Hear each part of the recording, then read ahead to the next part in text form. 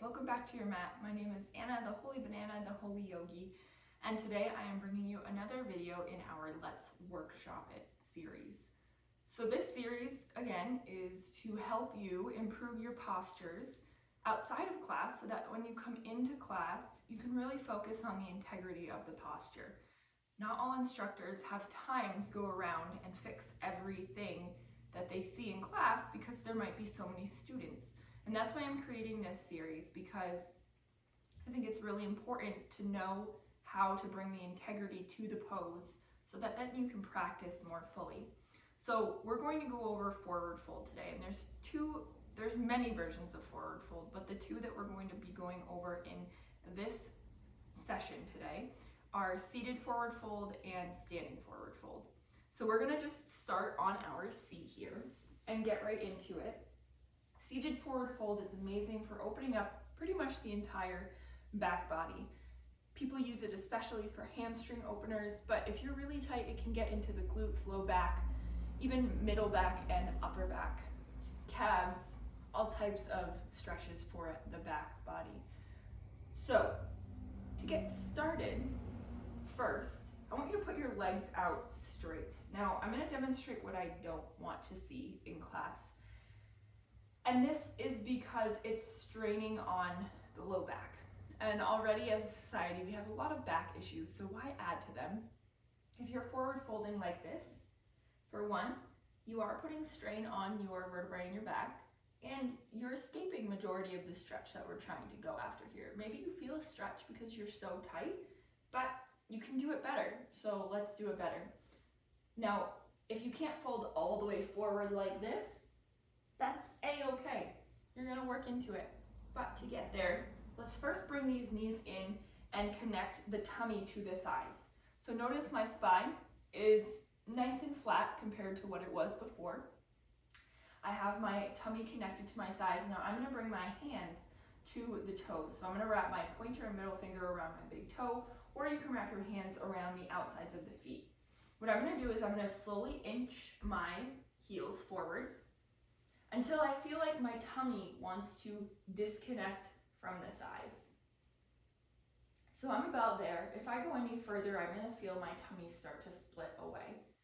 And you see my knees aren't all the way down on the floor. That's okay, I'm still forward folding and getting the integrity of this stretch in the hamstrings, low back, the whole back body. I'm flexing my feet and I'm leading with my collarbone. Once you feel like you can't go anymore, then you can drop your head and you might find a little bit more. But over time, as you loosen through this pose, you're going to eventually feel like you can push your heels a little bit more forward at a time, and your legs will flatten out on the floor.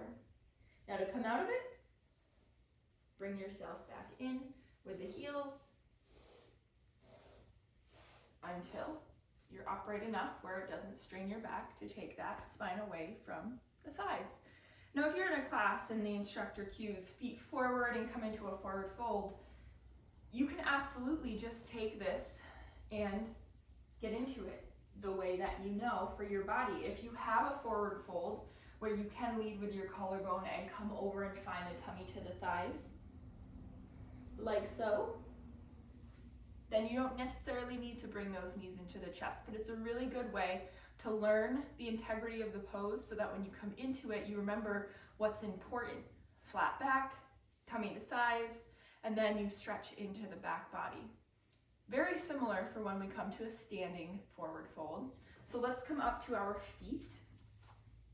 So in a standing forward fold, our feet are about hip width distance.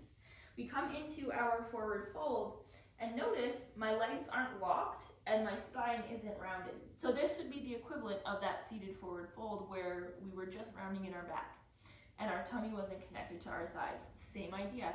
You want to bend the knees, lengthen the spine, kick that tailbone out, and then connect the tummy to the thighs. Now you might have to bend the knees a whole lot to make that happen. That's okay. Over time, our goal here is to press into the heels and push the hips to the ceiling while the tummy is connected to the thighs.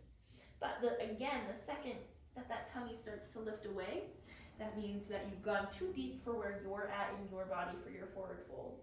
In your forward fold standing, your head, neck, shoulders are hanging nice and heavy, nice and loose. I love shaking my head yes and no in this pose to get a little bit more into the cervical spine.